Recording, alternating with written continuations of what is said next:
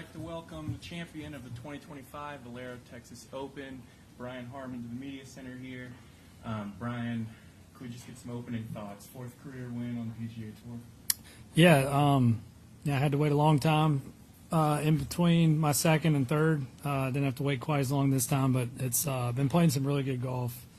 My scores haven't showed it, but I've been feeling like it was right there. So to have it pop this week and be in good form, for some big stuff coming up is really awesome. 3 over today, so probably not exactly how you envisioned it.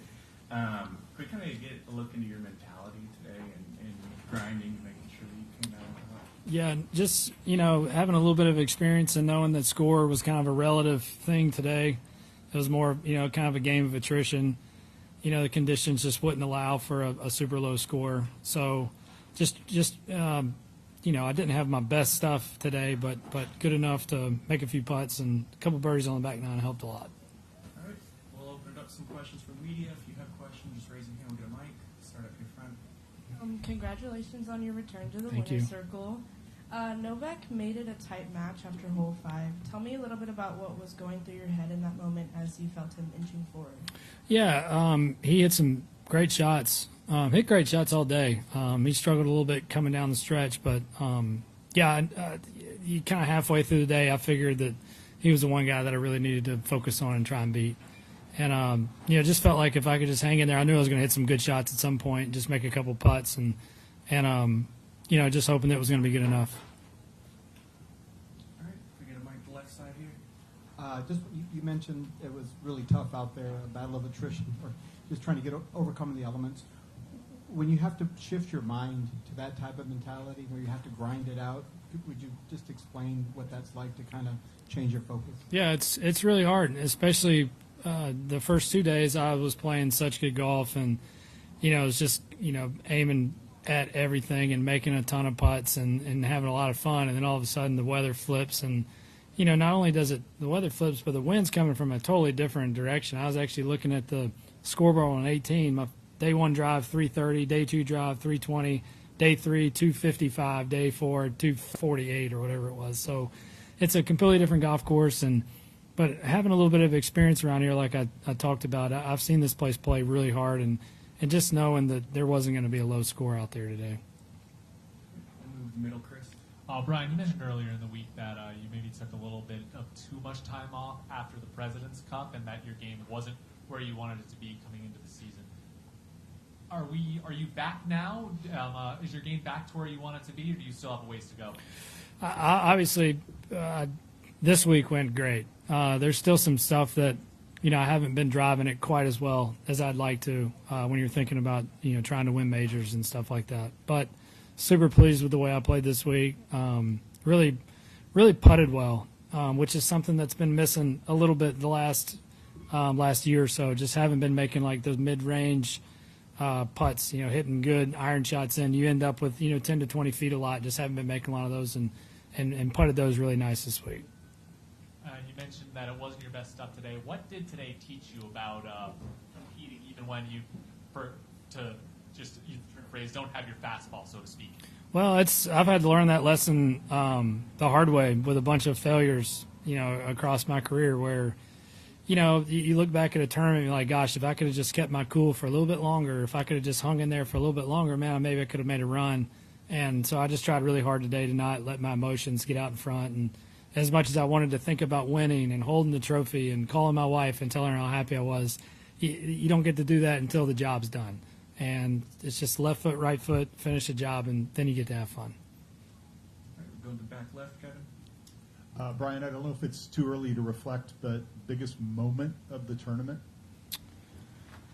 I actually think making double on 9. I hit it way right, bad tee shot, had to take an unplayable, and then I chip it out. Now I've got a 6-iron into the wind with the pin in the back. So getting that one up and in 3 shots was, it kept me from having a total disaster. Everyone's going to make a double here or there around this place.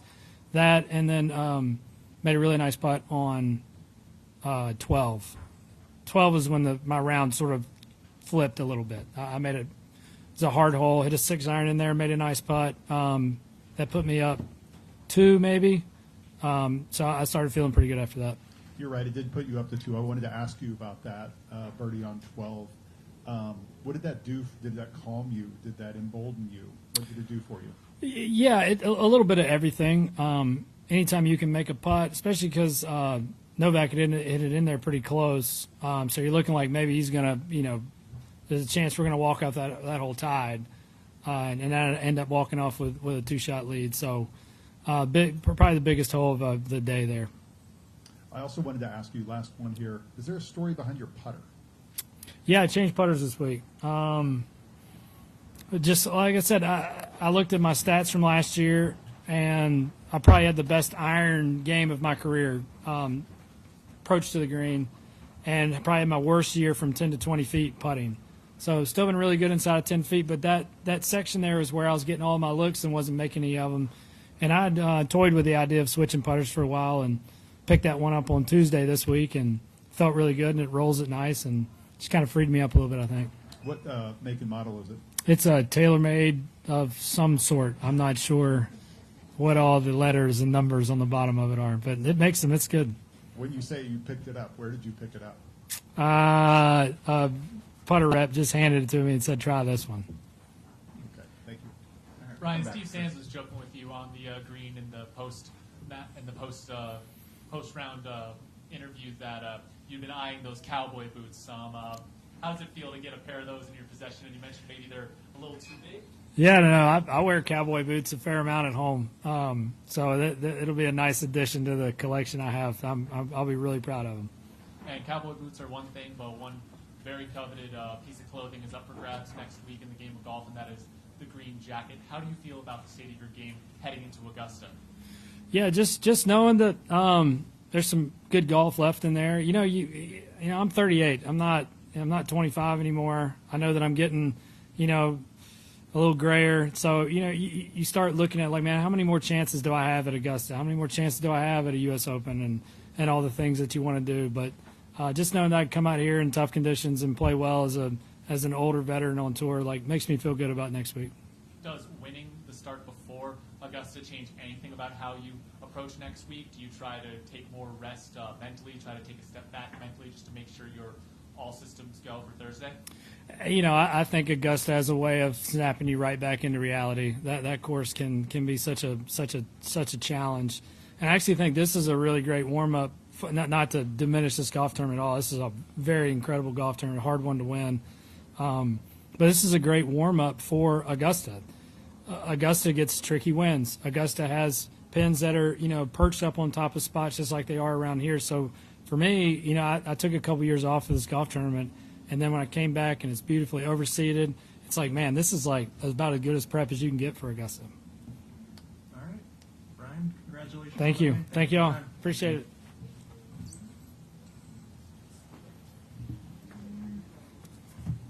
Oh, yeah.